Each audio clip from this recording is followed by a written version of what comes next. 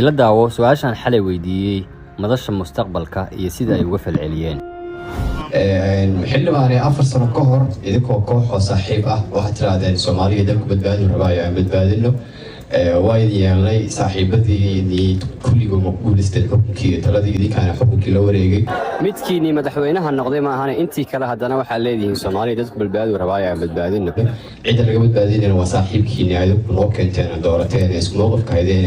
isku qol kastoo ka cijiteen isku meel xabada ka dijiteen su'aashu waxay tahay marka قاطع فيديو كمان ديريها مضشة مثلا سوت بحنتها أي سؤال شان نيكا نليرة ذا ودي سؤال مهم هو قرمت قرط سنة كصفلين كي إنه لكوعشو ولا بصدق دي سلطة بنتايس خياطه هذا أنا قاعد شرد دمنه الكشرة أنت سوي دي نكان حاكي على سنة كستا صحيح كانت كانتين هذا اللي سكور ديو اللي هذا كي ودعاء وحي وكل دعاء مركا إن هو اللي أصعد على مرة اللي يرضى يضد بنات صومالي ده أنا تاني يكون بركستاف يعني حلا شيء كده هالكي بيسكوا على 4 سنة ما كده ما تبرتي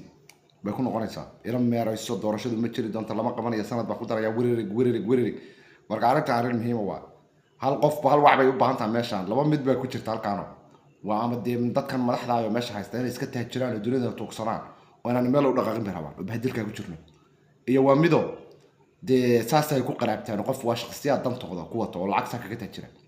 ساسة روين وضع قوته قدام دل يقوم شرط لأن كل مارت وضع كسرعة وهالمدح بدول ده وضع يرطو dad badan baa darugu jirmo malaya oo u shaqeeya magaalada reer galbeedka iyo dan shisheeye marka Soomaaliya caqabadaha ka jira ka mid tahay